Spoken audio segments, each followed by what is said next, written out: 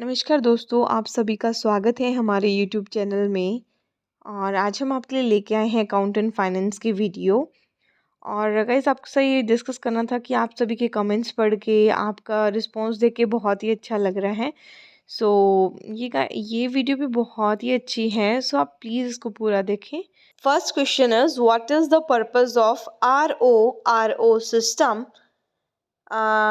Before answer, I just want to explain. RO means roll on roll off. ठीक है, और ये introduced हुआ था 1999 में कोंकण रेलवे में। इसका पर्पस है कि ये ट्रांजिट टाइम को कम करता है and door to door service provide करता है। Next question is which railway coordinate the apportionment of earning? Answer is western railway. Next is what is the oldest working fund in Indian Railway? Answer is DRF. Next question is what is the numerical code of DRF? DRF का जो numerical code है उसमें हम जो first 2 digit है उनको explain करेंगे। Capital allowance के 21 कोड किसका है? DRF का। Next is DF 1 2 3 4। तो DF 1 को न्यूमेरिकल कोड है 23, DF 2 का न्यूमेरिकल कोड है 33, DF 3 का है 43 और DF 4 का है 53। कैपिटल फंड का न्यूमेरिकल कोड है 25, RSF का 26 और RRSK का न्यूमेरिकल कोड है 29। Got it? Okay, next is what system are used for monitoring of high value projects of all government departments including Indian Railway through MOSPI? Answer is OCMS and IPMD. It means जो high value projects हैं government department के, उनको monitor करने के लिए कौन से system use किए जाते हैं? ठीक है, तो उसका आंसर था OCMS and IPMD। Okay, next is what is the full form of MOSIP? Answer is modular open source identity platform. Next question is what is the full form of OCMS? Answer is online computerized monitoring system.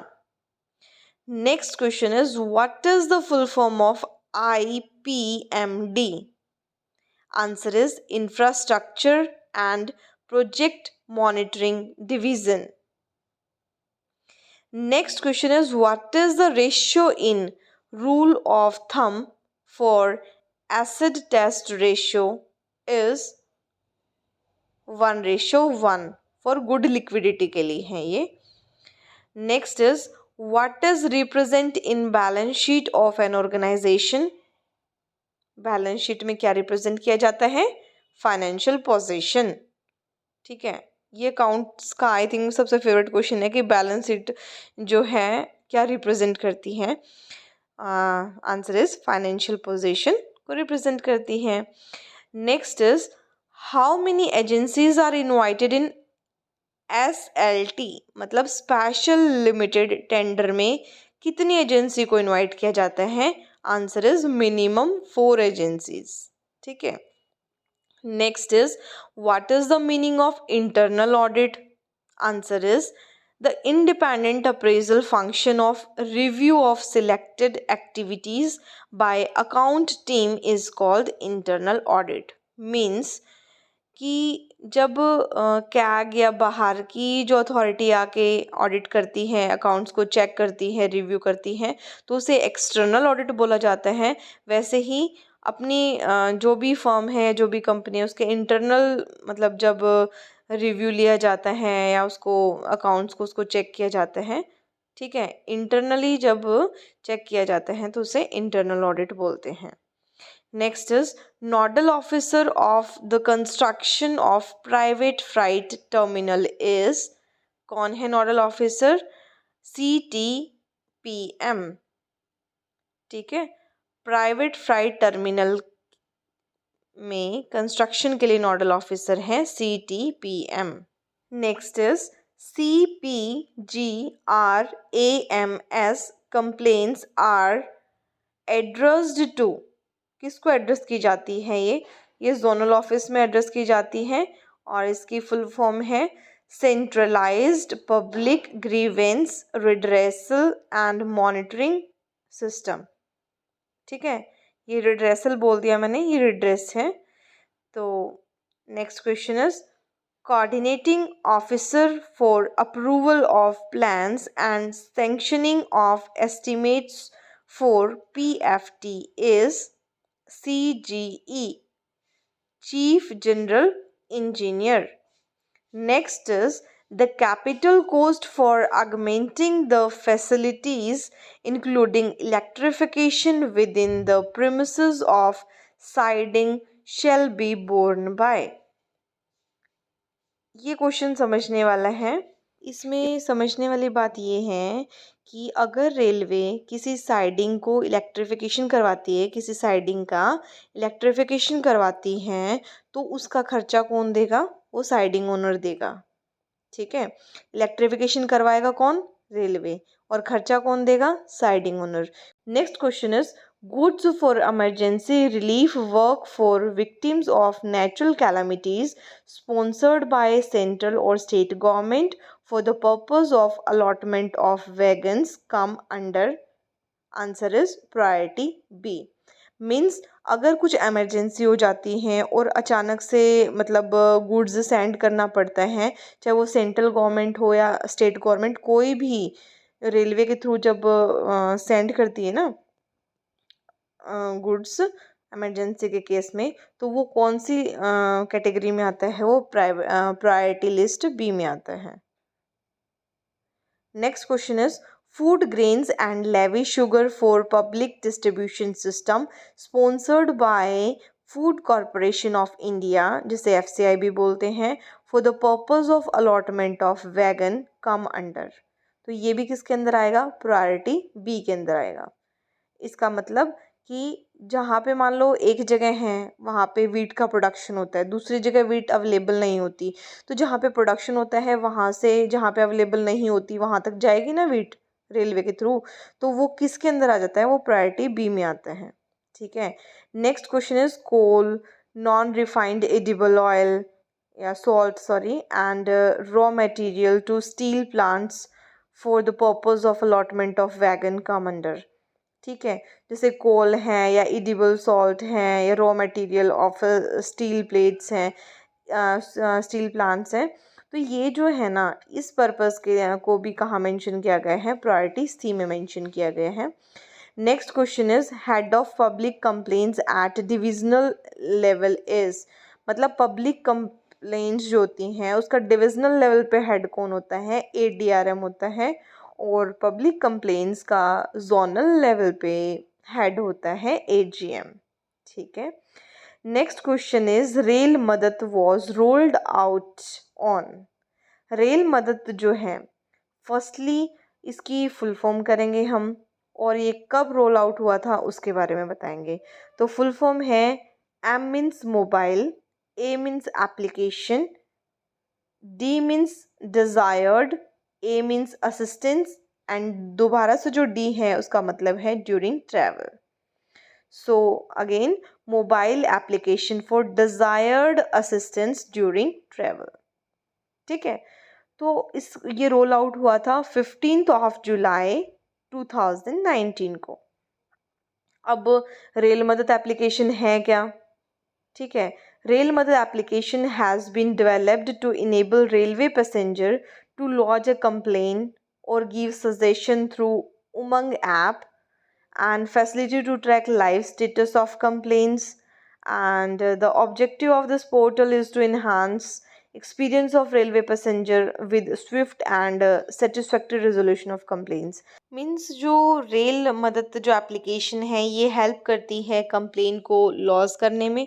किसकी help करती है? ये passenger की help करती है complain को करने में, सजेशन को देने में, लाइव स्टेटस को देखने में। ठीक है, कंप्लेन का और उसका मतलब एक सेटिस्फैक्टरली उसका जो भी कंप्लेन है उसका रिजोल्यूशन हो जाता है इस ऐप के थ्रू। ठीक है. Next question is who is the nodal officer for dealing with public complaints for ministry of railways. Answer is executive director, PG. PG means public governance. Next question is who is the head of transformation cell at railway board? Answer is PED, principal executive director. Next is station balance sheet is a dash account of station master. Personal account होता है station master का, जो station की balance sheet होती है वो. Next is what is the full form of IRITM? Answer is Indian Railway Institute of Transport Management. ये जो IRITM है वो सेटअप हुआ था 2003 में. कहाँ पे? लखनऊ में. किस लिए? ट्रेनिंग देने के लिए. किसको? प्रोबेशनरी ऑफिसर को, जिन्होंने इंडियन रेलवे ट्रैफिक सर्विस को ज्वाइन किया है. ठीक है. Next question is what is the full form of near? Answer is national academy of Indian railways. ठीक है, जो कि फाउंडेड हुई थी 1930 में. कहाँ पे? देहरादून में, जिसे अब शिफ्ट कर दिया गया है वडोदरा में. Next is what is the full form of IFSC? Answer is Indian financial system code. Next question is what is newly created fund in railway? मतलब इंडियन रेलवे में न्यूली क्रिएटेड फंड कौन सा है? Answer is railway liability reserve fund. Next question is what is the full form of GASAB? Answer is government accounting standards advisory board. Next is who examined the appropriations account in Indian Railway? Answer is Public Accounts Committee. Next question is in which sub-measure head the expenditure of zonal railway training centers are charged? कौन से में charge किया जाता है? ये किया जाता है सब मेजर हेड का नंबर होना चाहिए 10 और under major head number 3002. Next question is the fitment factor agreed by government in respect of 7th pay commission is 2.57. Next question is maximum pay in recommended by 7th pay commission and approved by government is 2,50,000. Next question is statement of defects in budgeting in appropriations account is called Annexure K. Next is chairman of 7th pay commission is Ashok Kumar Mathur. Next is partial earning are accounted in. Answer is Annexure X. Next question is advisor in railway board is redesigned as. Answer is principal executive director. Next question is the commercial accounts of Indian Railway are known as. Answer is capital and revenue accounts. Next question is the government accounts of Indian Railway are also known as finance accounts. Next question is EMD shall be rounded to the nearest. Answer is 100. जो nearest 100 rupees होगा ना, उसमें उसको round of कर दिया जाता है. Like example दे सकते हैं हम आपको. लाइक कोई भी वैल्यू है 86 है किसी के साथ, तो 86 ना करके उसको पूरा 100 ही कर देंगे, तो राउंड ऑफ कर दिया ना उसको. Next question is EMD is -% of the estimated cost of the work up to 1 crore. Answer is 2%. Next question is what amount of maximum EMD can be deposited to any work? Answer is 1 crore. Next question is firms recognized by dash as startups shall be exempted for the payment of EMD. ये काफ़ी important है कि कोई भी firm है वो recognised है, registered है कौन से डिपार्टमेंट से, department of industrial policy and promotion. EMD की पेमेंट एग्जम्प्टेड होती है किसके लिए, जो firms department of industrial policy and promotion से रिकॉग्नाइज्ड होती हैं एज अ स्टार्टअप। ठीक है, next is EMD shall be forfeited by railway.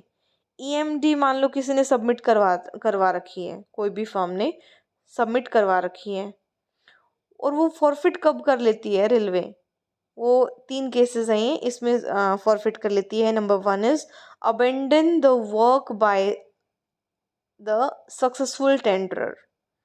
मान लो कोई भी टेंडर है वो काम करना छोड़ दे तो वो जो EMD का अमाउंट है वो फॉरफिट हो जाएगा। Second is fail to submit performance guarantee within a validity time.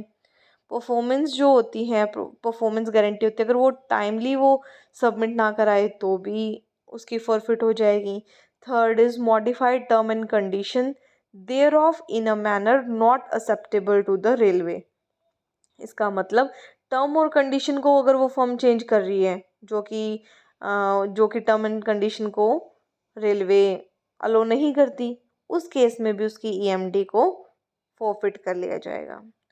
Next question is EMD rounded off the nearest higher dash in store contracts.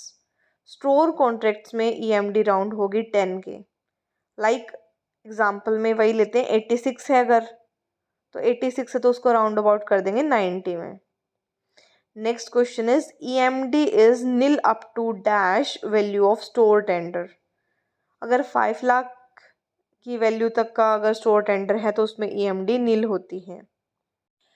EMD is exempted in store tender at headquarter level with prior approval of competent authority to accept the tender but not level below of।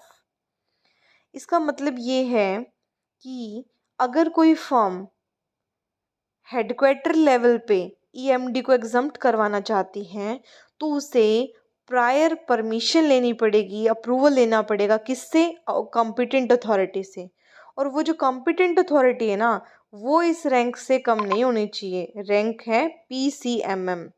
ठीक है, तो PCMM rank से कम की वो competent authority नहीं होनी चाहिए उस केस में। ठीक है, दोबारा से बोलूँ तो यही है कि अगर कोई फर्म हेडक्वार्टर लेवल पे EMD को एग्जम्प्ट करवाना चाहती है तो वो कॉम्पिटेंट अथॉरिटी से अप्रूवल लेगी और वो जो कॉम्पिटेंट अथॉरिटी है वो PCMM लेवल से बिलो की नहीं होनी चाहिए। ठीक है, next is what is the full form of PCMM? Answer is principal chief materials manager. Next is supplier has to deposit security deposit within dash of issue of letter of acceptance। मतलब letter of acceptance issue होने के कितने दिनों के अंदर अंदर supplier जो है ये सिक्योरिटी डिपॉजिट जमा करवाएगा? Answer is with in 14 days. ठीक है, next is SD in store contacts is exempted up to the value of contract। Answer is 1 lakh. ठीक है, अगर सिक्योरिटी डिपॉजिट जो है स्टोर कॉन्ट्रैक्ट की अगर 1 लाख तक की वैल्यू है तो वो एग्जम्प्ट होगा, अमाउंट जो है SD का एग्जम्प्ट होता है। Next is EMD is exempted in store tender at division and depot level with prior approval of competent authority to accept tender but not level below of।